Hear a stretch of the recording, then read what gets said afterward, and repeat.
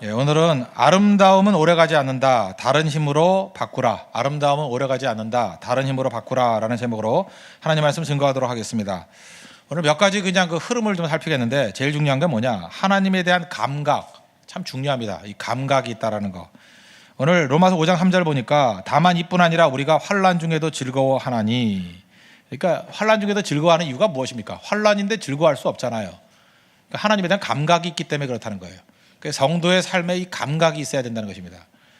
이사야서 6장 9절의 말씀 예수님도 여러 번 인용하셨죠. 너희가 듣기는 들어도 깨닫지 못할 것이요 보기는 보아도 알지 못하리라. 이스라엘의 문제가 뭐라는 것입니까? 감각이 없다라는 거예요. 하나님에 대한 감각이 전혀 없어서 들어도 모른대요. 봐도 모른대요. 사실 감각이 있으면 하나를 들으면 열을 알지요. 척 보면 아는 거 아닙니까? 영적 감각인데 감각이 사라졌다. 우리가 어떤 시대가 부흥의 시대가 되면 영적 감각이 살아있는 시대입니다. 그래서 한마디 말씀에 딱 은혜를 받고도 하나님께서 어떻게 일하시는지를 깨닫고 또 하나님의 뜻이 무엇인지를 깨닫는 거예요. 그런데 영적 감각이 사라지면요, 아무리 얘기해도 무슨 소리인지 못 알아듣습니다. 듣기는 들어도 듣지 못하고 보기는 보아도 보지 못한다. 반면에 돈에 대한 감각은 굉장히 예민합니다. 그냥 뭐 딴 얘기할 때 멍청하게 있다가 돈 얘기할 때 어떻게 계산을 그렇게 잘하는지. 저는 뭐 놀랐습니다. 뭐 예를 들어서 뭐 요즘에 그 전세를 월세로 뭐 바꾸고 그러잖아요. 그래서 제가 한번 물어봤어요. 그 30만 원 정도면 월세로 얼마가 나와야 됩니까? 했더니 뭐 순식간에 나오더라고요. 영적 감각이 둔한 분이. 그죠? 그런 거는 또 누구라고 얘기하는 건 아니고 하여튼 그래요. 그래서 느낀 게 이야, 참 세상 살아갈 때 참 돈에 대한 감각은 저렇게 빠르구나. 벌써 얼마나 여러 번 생각하고 얼마나 계산을 했는지 그냥 탁 말하면 탁탁 나와요. 그러니까 외운 것 같이. 제가 그걸 통해 느꼈던 게 뭐냐 하면 야, 세상에서 참 돈에 대한 감각, 죄에 대한 감각 이런 거 참 강하구나. 그런데 막상 뭐 저를 비롯해서 많은 사람들 하나님에 대한 감각이 사라질 때가 있다는 것입니다. 그러니까 신앙 성숙이라는 건 뭐냐? 신앙 교육이라는 것은 영적 감각을 길러주는 겁니다. 주님의 음성을 들을 줄 알고 또 작은 일 한 가지를 가지고도 하나님의 뜻이 무엇인지를 깨우칠 수 있는 거, 그게 중요하다는 것입니다. 그래서 영적 감각을 기르기 위해서 필요한 것 중에 하나가 뭐냐면 여러분 꼭 찬양을 암송하십시오. 저는 찬양 가르치는 게 참 중요하다고 생각을 하는데 찬양 한 곡을 제대로 불러가지고 그 하나님의 그 음성을 들을 수 있는 마음이 열린다. 그러면 그것보다 중요한 것은 없다고 생각합니다. 특별히 찬양은 암송 많이 하십시오. 저는 옛날에 암송했던 게 빈들의 마른 풀같이. 어떤 때는 이 심령이 메마를 때는 183장이죠. 옛날에 172장인데. 찬송가 좀 그만 바꿨으면 좋겠어요. 내가 외워놓으면 바꾸고 하는데 옛날에 제가 500장 넘게 다 외워놨더니 글쎄 사탄이 저를 시기했는지 또 바꿔버리고 이번에도 다 외우지 못했거든. 저번에 거는. 근데 뭐 거의 외울만 하니까 또 바꿔가지고 지난번 172장인데 지금 183장으로 바뀌었을 거예요. 빈들의 마른 풀같이. 제가 172장일 때 정말 많이 불렀습니다. 그죠? 하루에도 뭐 100번씩 부르고 183장 되고 난 다음에 이제 소원해졌지만 이제 많이 부르고 144장 그 예수 나를 위하여 이건 똑같아요. 지난번도 144장, 지금도 144장 예수 나를 위하여 십자가를 질 때. 그 다음에 370장 주 안에 있는 나에게 딴 근심이 있으랴. 옛날에 455장이었는데 그죠? 이렇게 바뀐 거. 그런 것들 찬송을 부르다 보면 이게 가슴에 와닿잖아요. 268장 죄에서 자유를 얻게 하면 그 찬양하면서 영적 감각이 생기는 거예요. 왜냐하면 그때 주셨던 은혜와 능력이 있잖아요. 그래서 사실은 성도들이 찬송할 수 있는 능력이라는 것이 어마어마한 능력이라는 것입니다. 이사야 43장 21절 보니까 이 백성 왜 불렀냐면 나의 찬송을 부르게 하기 위해서 불렀다 그러잖아요. 그러니까 성도는 찬송할 수 있는 게 능력이라는 것입니다. 아무리 노래 잘해도요, 영성이 없으면 찬양이 안 나옵니다. 그래서 그 찬송의 소리, 찬송의 질을 보면은 그 영적 분위기를 알 수 있다는 거예요. 사실상 이스라엘 백성들이 찬송을 통해 가지고 여리고성 무너뜨린 거 아닙니까? 그죠? 다 소리 질렀다. 뭐 이쪽에 찬송이겠죠. 돌아와서 찬양은 불가능한 것을 가능하게 만들어 버리고요. 또 사도행전 16장 같은 데 보면은 바울과 실라가 빌립보 감옥에 갇혔을 때 기도하고 찬양했다고 하잖아요. 찬송했다고. 옥문이 열려 버리죠. 그래서 우리가 찬송의 능력이 얼마나 강력한지 그거는 우리가 생각하는 것보다 훨씬 더 강하다는 것을 깨달아야 된다는 것입니다. 참 묘해요. 뭐 다른 거 할 때는 이렇게 주의가 분주하다가도 찬양하고 찬송할 때는 전체가 하나 되는 느낌이 있어요. 찬송은 언제까지 해야 되는지 아십니까? 전체가 하나 될 때. 전 성도가 찬양으로 하나 될 때가 있어요. 그때는 정말 강력한 파워가 있습니다. 여리고가 무너지는 그런 능력이 있다는 것입니다. 찬송을 배우십시오. 또 하나 뭐 기도 배워야겠죠. 이 영적 감각을 기르기 위해서는. 기도는 호흡이기 때문에 능력의 통로이기 때문에 하나님 앞에 구하라 그러면 주실 것이라고. 사실상 보면은 얻는 법을 모른다 그러면 거지 아니에요? 우리가 세상에서도 얻는 법을 못 배운다 그러면 거지 아니에요? 돈 버는 걸 못 배우면 거지 되는 거 아닙니까? 영적 거지 되는 거예요. 기도를 못 배우면. 기도를 통해서 하나님이 다 주신다 그랬잖아요. 그래서 우리가 왜 빈곤한가? 기도를 못 배웠기 때문에 그렇습니다. 기도 안 하기 때문에. 그래서 우리 자녀들에게 물려줄 수 있는 영적 풍요로움, 내가 가지고 있는 거 물려주는 게 아니에요. 기도를 유산으로 물려주면 됩니다. 그럼 풍요해져요. 기도는 얻는 법이기 때문에, 받는 법이기 때문에, 구하라 그러면 내게 주실 거라 그랬잖아요. 그래서 기도 하나만 물려주고 가면 그 사람은 풍성해집니다. 절대로 빈곤해지지 않는다는 거예요. 영적 감각입니다. 기도의 감각. 예배를 가르쳐야 됩니다. 요한복음 4장에 보니까 하나님은 영이시니 예배하는 자가 영과 진리로 예배할지니라. 하나님은 누굴 찾아요? 예배하는 자를 찾으시느니라. 예배를 통해서 하나님의 임재를 느끼고, 이게 다 영적 감각이라는 것입니다.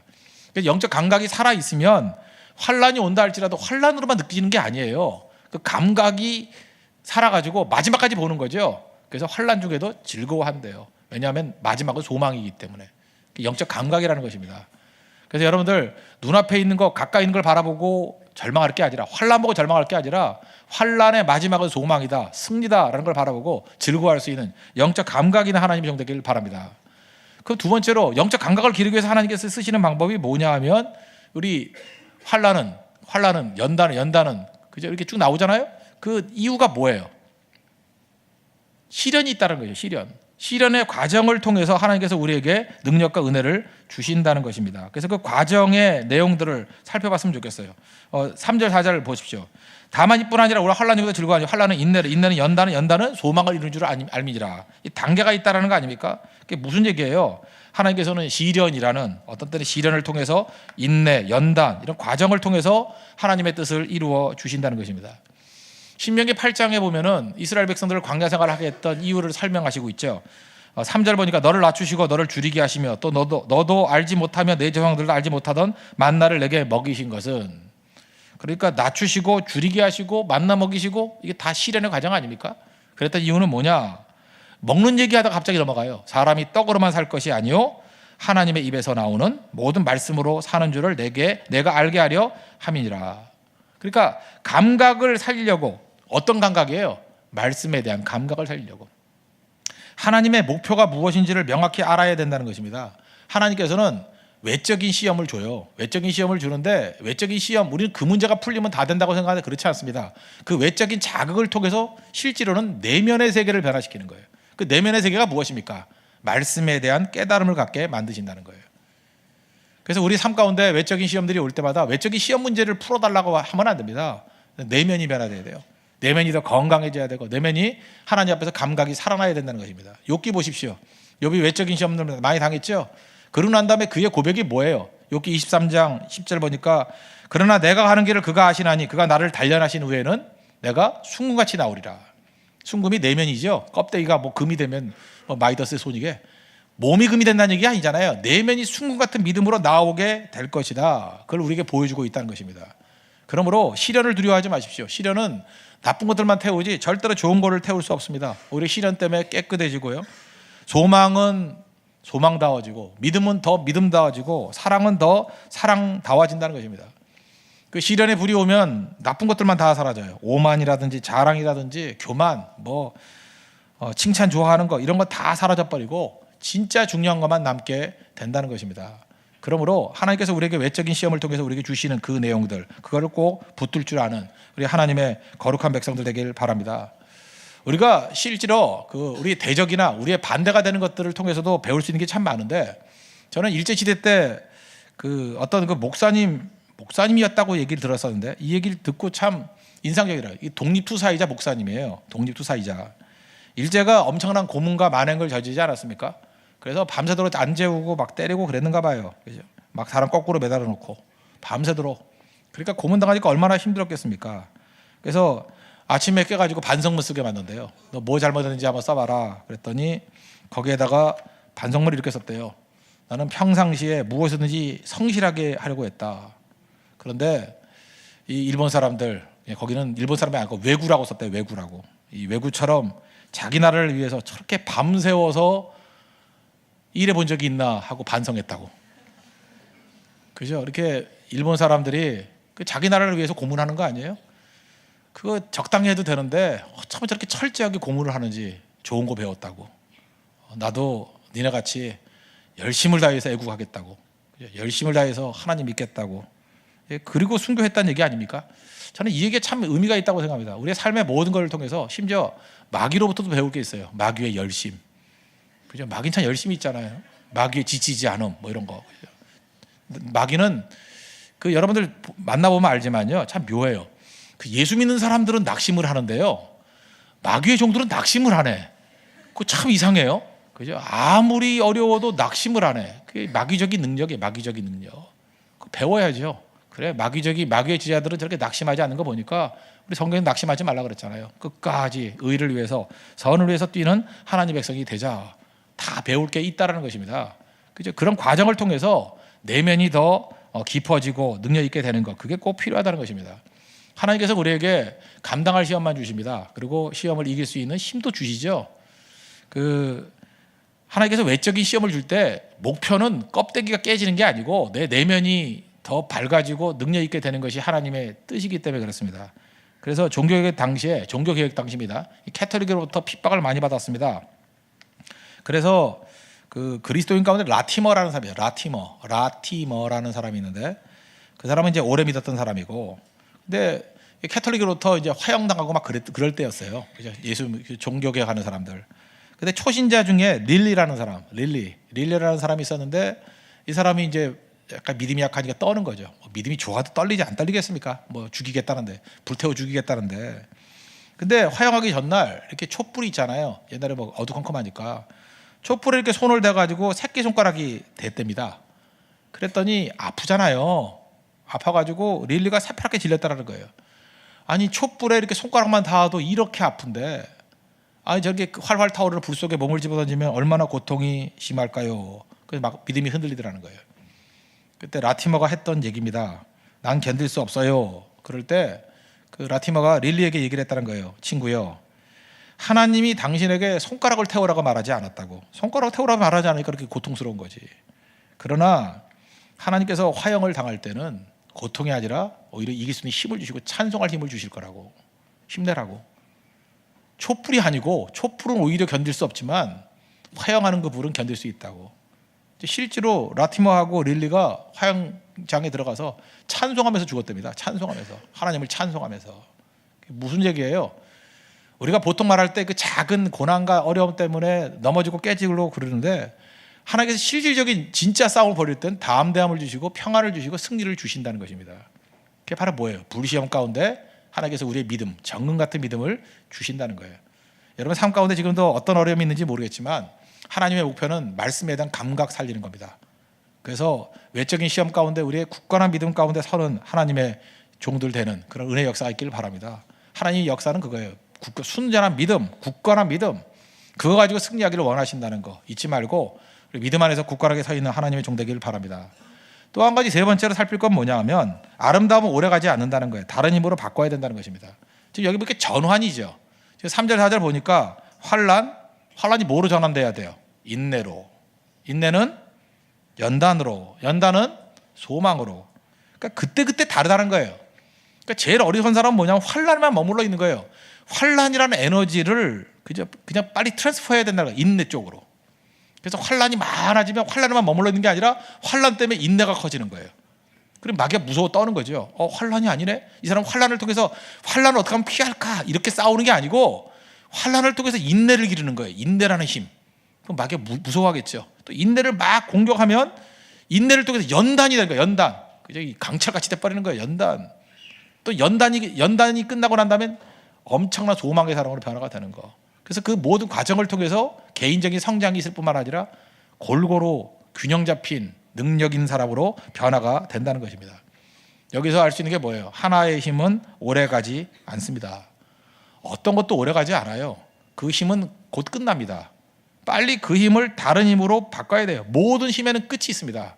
영원한 힘이 있는 게 아니에요. 그 힘을 또 다른 힘으로 바꿀 줄 알아야 된다는 것입니다. 그래서 여기 젊은이들 맨날 그렇게 멋있는 게 아닙니다. 아세요? 맨날 그렇게 우윳빛 같은 얼굴이 있는 게 아니에요. 뭐 몇 명 없지만 하여튼 우윳빛 같은 얼굴 그게 맨날 있는 게 아닙니다. 그래서 세상에서 제일 어리석은 사람은 뭐냐 하면은 저는 어리석다고 생각을 해요. 젊음이 좋지만 나이가 들어서도 젊으면만 매달려가지고 어떻게 하면 피부 관리할까, 어떻게 하면 뭐 이런 거 시간이 가면 그냥 플러스 마이너스 5년밖에 차이 안 나잖아요.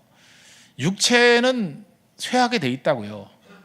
그죠? 이렇게 그 육체의 능력을 가지고 빨리 영적인 것으로 바꿀 줄 알아야 돼요. 육체의 능력은 빨리 지성으로 바꿀 줄 알아야 되고 덕으로 바꿀 줄 알아야 되고 그 바뀌어야 됩니다. 완력은요 믿음의 힘으로 바뀌어야 되고요, 성김의 힘으로 바뀌어야 되고요, 물질적인 능력은요 빨리 영적인 능력으로 바뀌어야 된다고요. 바뀌지 않으면 그 자리에 있으면 죽습니다. 그건 모든 힘에는 끝이 있다는 거. 그래서 하나님께서 우리에게 주신 능력들이 다 있거든요. 머무르면 썩습니다. 빨리빨리 그걸 바꿔야 돼요. 그래서 그런 얘기 들어봤죠. 교회가 돈이 너무 많으면 썩는다는 거. 왜 돈을 돈으로 놔둬요? 생명으로 바꿔야지. 생명으로 바꾸는 게 일이죠. 교회 사역이라 그러는 거거든요. 사역하고 생명으로 바꾸고 전도하고. 우리가 왜 건물에 그렇게 많은 투자를 하지 말자 그런 이유가 뭐예요? 많은 사람들이 안타까워하는 이유가 건물은 안 자라잖아요. 건물 지어놨더니 자랐다는 얘기 들어봤어요? 건물이 1년 만에 10cm 자란다, 20cm 자란대. 건물은 낡았다 그러지 자랐다 그러지 않는다고요. 그런데 생명에 투자하면 생명은 자라나요. 그래서 교회는 사용 개념이기 때문에 사역에서 없어지면 되는 거고, 사실은 교회가 가지고 있는 모든 자원들을 어떻게 하면 생명의 능력으로 바꿀 것인가, 영적인 능력으로 바꿀 것인가, 그 싸움해야 된다는 것입니다. 머무를 수가 없어요. 힘을 잠깐 바꾸는 거예요. 어떤 사람 뜨거운 열정이 있어요. 뭐 성경은 잘 모르는데 열심이라는 힘이 있어요. 열심. 그럴 때마다 목사가 안타까운 게 뭐냐면 저 열심을 빨리 굳건한 믿음으로 바꿔야지. 그래서 말씀을 읽게 만들고 기도하게 만들고, 그래서 이렇게 변화되는 사람이 있어요. 어떤 사람은요 초신자인데 무대뽀로 열심 하나밖에 없었어요. 그래서 처음에 주변 사람들이 좀 우려했어. 저건 열심만 있고 뜨거움만 있다고. 새벽 빠지지 않고 말씀 읽고 또 설교 반복해서 듣고 그 다음에 공부하고 하니까요, 이제는 뭐 10년 이상 믿은 사람보다 더 성경에 대한 균형 감각도 있고, 옛날에 뭐 말 함부로 하고 뭐 영적 교만도 좀 있고 그랬거든요. 뭐 새벽기도 하는 게 신앙이냐 뭐 이러고 다녔던 사람이 이제 말도 없어졌어요. 그냥 묵묵히 미소 짓고 기도하기 시작하고. 제가 그걸 바라보면서 느낀 게 뭐냐면, 야, 균형 잡힌 신앙이 바로 저런 거구나. 하나님께서 그의 힘, 그 풋풋한 힘들을 갖다가 성숙한 힘으로 바꿔 가시더라고요. 지금 뭐 몇 년 만에 저렇게 변화가 됐는데 이제 몇 년 더 지나면 얼마나 능력 있는 사람으로 변화가 되겠습니까? 힘은 자꾸만 변화시켜야 됩니다. 하나님이 내게 주신 것은 꽁치고 있으라는 게 아니에요. 머물러 있으라는 게 아닙니다. 변화시키라는 거예요. 누가복음 16장에 보면은 그 불의한 청지기 얘기 나오죠. 불의한 청지기. 뭐 새로 번역된 건 불의의 재물로 친구를 사귀라 이렇게 나오지 않습니까? 그 내용이 무엇입니까? 이제 주인의 소유를 맡겨놨는데 청지기가 낭비한다는 소리가 들렸습니다. 그러니까 좋은 사람은 아니죠. 그래서 주인이 와가지고 너 이제 직무 그만한다. 직무를 계속하지 못하리라. 그랬더니 혼잣말로 푸념을 해요. 내 직분이 빼앗겼으니 내가 무엇을 할까? 난 이 말이 너무 웃겨요. 땅을 파자니 힘이 없고 빌어먹자니 부끄럽구나. 또 어떤 사람도 이런 것만 외우고 다니는 사람이 있어요. 그죠? 땅을 파자니 힘이 없고 빌어먹자니 부끄럽구나. 참 말도 재밌죠. 그죠? 땅을 파자니 힘이 없고 뭐 그럴 수밖에 없잖아요. 빌어먹자니 부끄럽구나. 그래서 아이디어를 생각했는데 자기 직분 빼앗기 전에 무슨 얘기를 하느냐? 기름 100말 빚진 사람이 있으면 야 와 그리고 50이라고 쓰게 하고요. 밀 100석 그런 사람에게 80석으로 이렇게 쓰게 하고 계속 그랬다라는 거예요. 자기 것도 아니면서. 그러면 그걸 잘했다는 얘기가 아니고 성경은 뭐라고 얘기해요? 지혜가 있다라는 거예요. 지혜. 무슨 지혜입니까? 지금 있는 자리에서의 힘을 그 다음으로 옮길 줄 알았다는 거죠. 그 지혜로운 사람 아니에요?